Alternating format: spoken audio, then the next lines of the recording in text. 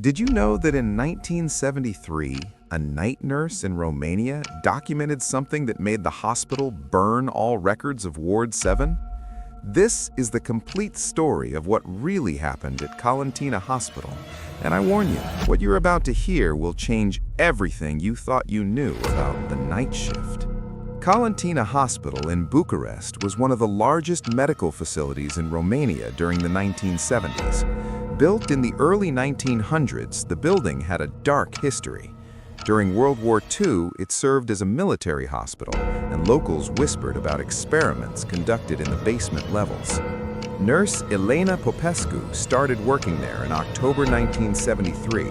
She was 28 years old, recently graduated from nursing school, and assigned to the night shift in Ward 7, the psychiatric wing. Her supervisor, Dr. Vasilescu, gave her one specific instruction on her first day: never enter patient 19's room alone after midnight. Elena wrote in her journal, October 15, 1973, first night. Dr. Vasilescu's warning seemed strange. When I asked why, he just looked at me with tired eyes and said, "Some patients are different. You'll understand soon enough." Ward 7 housed 23 patients. Most were elderly individuals with dementia or severe mental illness. But patient 19 was different. She had no name in the records, just a number. No family ever visited.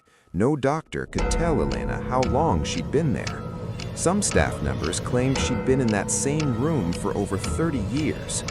The woman appeared to be in her 70s, with long white hair and pale, papery skin. But it was her eyes that disturbed Elena the most. They were completely black, no visible iris or pupil, just darkness, and she never blinked. Elena's journal, November 10, 1973. Something is wrong with patient 19. During my rounds tonight, I found her standing in the corner of her room, facing the wall. I thought she was sleepwalking, so I gently touched her shoulder. She was ice cold. When I checked her pulse, it was barely there, maybe 20 beats per minute. I tried to guide her back to bed, but she wouldn't move. She just stood there, motionless. Then I heard it, a low humming sound coming from her throat. Not a song, not words, just a single note that made my teeth ache. I called for Dr. Vasilescu. By the time he arrived, she was back in bed, eyes open, staring at the ceiling. He checked her vitals. Everything was normal. He looked at me and said, "This is why we don't go in there alone." The next night, November 11th, Elena heard scratching sounds during her 3 a.m. rounds. The sound came from patient 19's room. When she opened the door, the woman was asleep in bed, but the walls were covered in fresh scratch marks, deep gouges in the plaster, some almost an inch deep. Elena measured the marks. They were 7 feet high. The woman's bed was bolted to the floor in the center of the room. There was no ladder, no furniture she could have climbed, and her fingernails were trimmed short.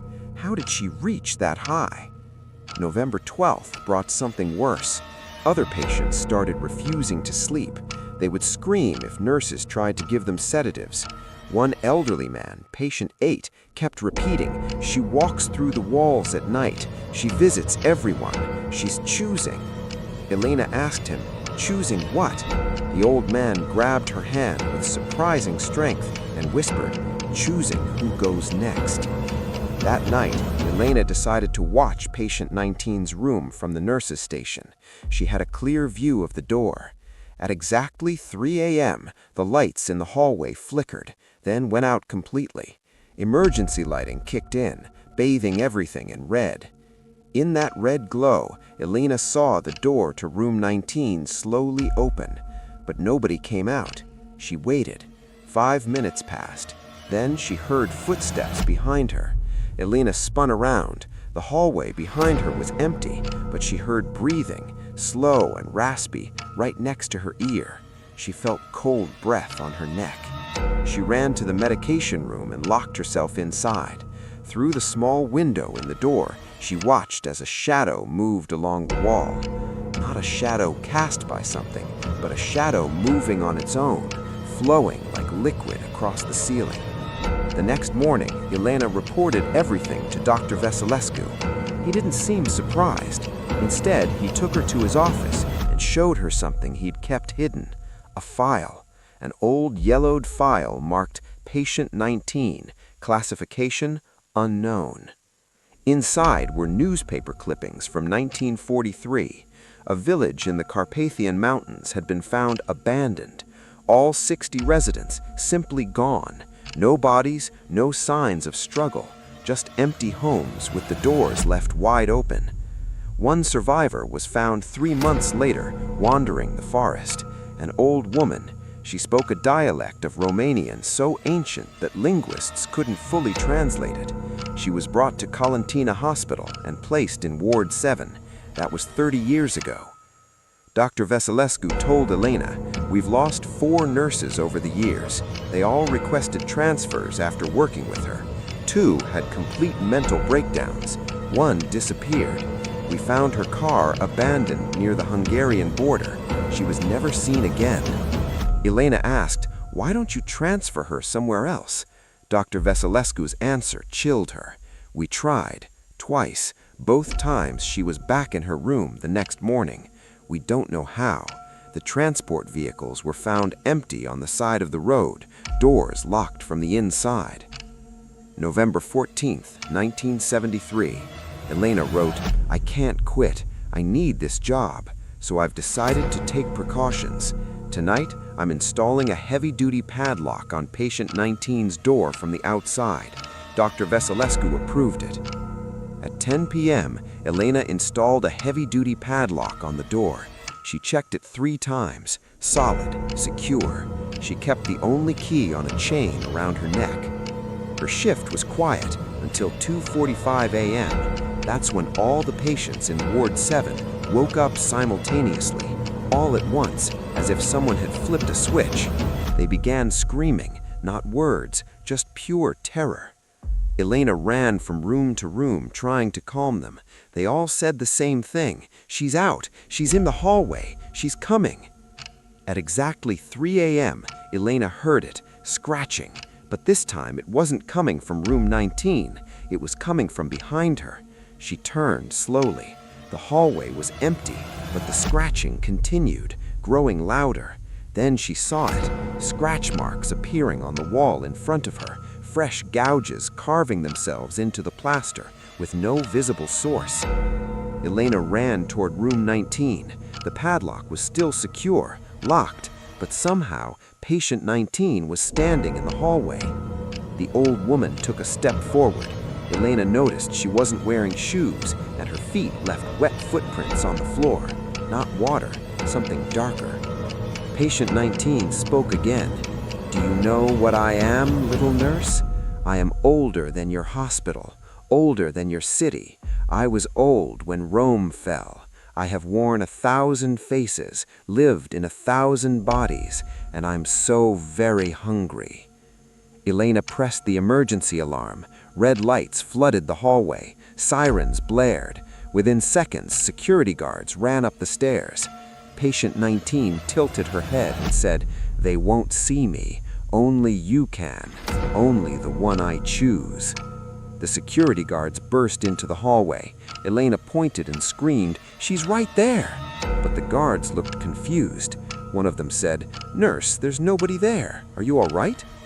Elena looked back. Patient 19 was gone, but on the floor where she'd been standing, wet footprints remained, leading back to room 19.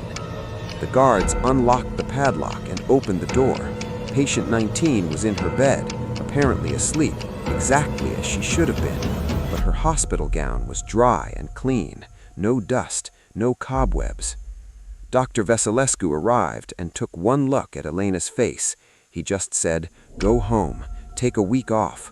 We'll assign someone else to Ward 7. But Elena couldn't leave it alone. The next day, she went to the National Archives. She researched the village that had been abandoned in 1943. She found something the file didn't mention. Before the villagers disappeared, they'd reported seeing an old woman begging for food. They'd turned her away. 3 days later, everyone was gone. Elena found similar reports going back centuries. Different villages, different countries, always the same pattern. The earliest report she found was from 1347 during the Black Plague. November 20th, 1973, Elena's final journal entry. I know I should stay away, but I can't stop thinking about what she said. The one I choose. What if she chose me? Last night, I heard scratching on my apartment window. I live on the 4th floor. There's nothing outside except a straight drop to the street. But I heard it, and when I looked, I saw marks on the glass. I found white hairs on my pillow this morning. Long white hairs that weren't there when I went to sleep. And my door was unlocked from the inside. I know I locked it. I'm going back to the hospital tonight. Not for my shift, but I need to know. I need to understand what she is. Dr. Vasilescu keeps old records in the basement. Maybe there's something there. Maybe there's a way to... The entry ended mid-sentence. The pen had dragged across the page, as if Elena had been interrupted suddenly. Elena Popescu never returned to her apartment. Police investigated, but found nothing. Her journal was discovered on her kitchen table, open to that final page. Security footage showed Elena entering the hospital through a side entrance at 3:17 a.m. on November 20th. She walked directly to the basement archives. The footage showed her descending the stairs. She never came back up. Guards searched the basement and found the archives room door open. Files were scattered across the floor. In the center of the room, they found Elena's nurse badge and her apartment keys. Nothing else. The files on the floor were all records of hospital staff who'd gone missing over the decades. 12 people total, from 1920 to 1973. All had worked night shifts. All had disappeared without a trace. And in the corner of the basement, they found fresh scratch marks on the wall, deep gouges that spelled out words in that ancient dialect, later translated as, "I choose who I choose." On November 21st, 1973, the Romanian government ordered the hospital to transfer all patients from Ward 7. Patient 19's room was sealed with concrete. The entire wing was closed permanently. Dr. Vasilescu was reassigned to another city. He died in 1989. In his personal effects, his family found a letter. In it, he confessed, "We knew what she was. The old doctors called her Striga Vece, the ancient witch. They said she was a spirit that fed on life force. The only way to contain her was to keep her in one place, to give her just enough life to sustain her. That's why we kept patients in Ward 7. We were feeding her." I think Nurse Popescu discovered the truth, and I think the entity knew. That's why it chose her. The building still stands today, converted into offices, but workers report strange occurrences, scratching sounds in the walls, footsteps in empty hallways, and sometimes, late at night, they see an old woman in the corner of the sealed wing, staring at the wall. Elena Popescu was declared legally dead in 1980, but in 2008, during renovations, workers broke through the concrete seal on patient 19's room. Inside, they found Elena's wristwatch on the floor. It had stopped at exactly 3:19 a.m. on November 20th, 1973. And carved into every surface of that room, the walls, the floor, the ceiling, were the same words repeated thousands of times. "I've been waiting for someone who works nights." The room was sealed again, immediately. This time they used steel reinforcement.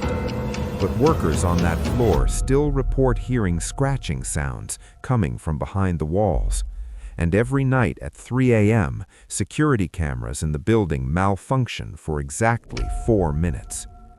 If you ever find yourself working a night shift in an old hospital, and you see an old woman with black eyes standing in the corner, just remember, she's been waiting, and she's always hungry.